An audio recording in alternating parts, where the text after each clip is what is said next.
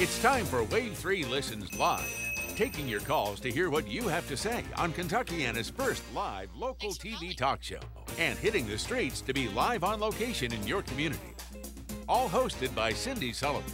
This is WAVE3 Listens Live. But what if you're not sure that your child can even read a word or understand, get that far?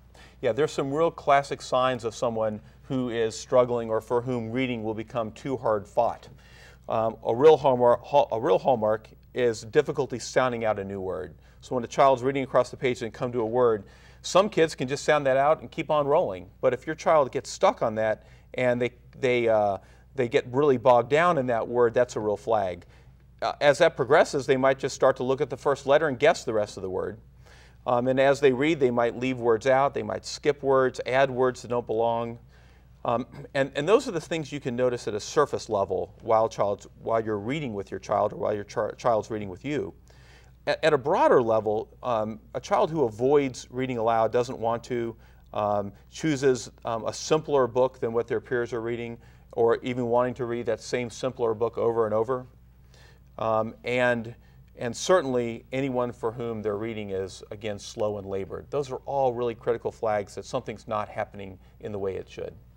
That is, and those are pretty good clues right there too. Very strong. Yeah. So one of the things that you might try, for instance, as a parent, when you're cooking dinner, you could have your child sit down, in the kitchen and say, "Read to me." Absolutely. We can't underappreciate the importance of practicing reading. It needs to be modeled in the home. There need to be books around.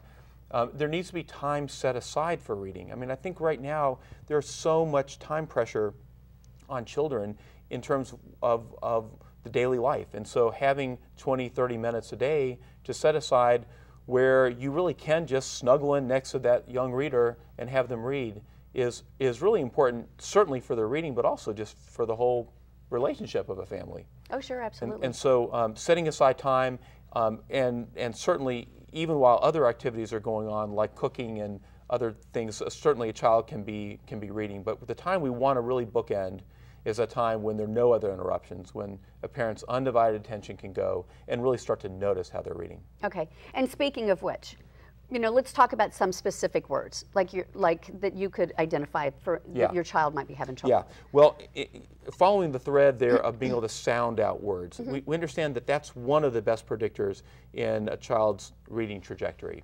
And so it turns out that not every child comes with the wiring to be able to do that easily. About 1 in 5 kids have a pre-phonics difficulty called phonemic awareness that leaves them unable to really be able to work with all these sounds in words. And so what you're seeing now are some of the steps and steps that a good reader goes through in their reading process. So phonemic awareness is that pre-phonic step that allows them to be able to appreciate that a spoken word is built up of separate sounds. Now, phonics goes on and starts matching those sounds to letters. Fluency is about being able to read across the page with accuracy and speed, all getting to this idea that reading is about meaning, and that's where vocabulary and comprehension come in, because the whole reason to even read that ink on the page is to get meaning. And so, so what you're seeing there are the steps that a good reader goes through in learning to read. And anyone who's having difficulty really needs to be assessed in those areas. So when there's a child that's not progressing well, or you're concerned that they're having some of the difficulties that we've talked about, the next step is really to do an evaluation, to do an assessment, and to measure each of those. Just like with a car that's having difficulty, you take it to the shop, they plug the computer into it, and that gives them a way to take measurements throughout the entire automobile about all the different important functions of the automobile. Same thing with an assessment. Okay. Gives an idea, gives an opportunity to plug in and really measure those areas. We want to thank our guest today, Stephen McCrocklin from Langsford Learning Acceleration Centers. You can get a hold of them at 473-7000. You can either go to the Highlands or the Middletown location, or of course go online, weteachreading.com. And I hope everyone has an absolutely wonderful weekend. And Stephen, thank you so much for coming by. We really do appreciate it. You're welcome. Thank you. Our pleasure. Have a great weekend, and stay tuned with Lori Lyle News at Noon. We'll see you.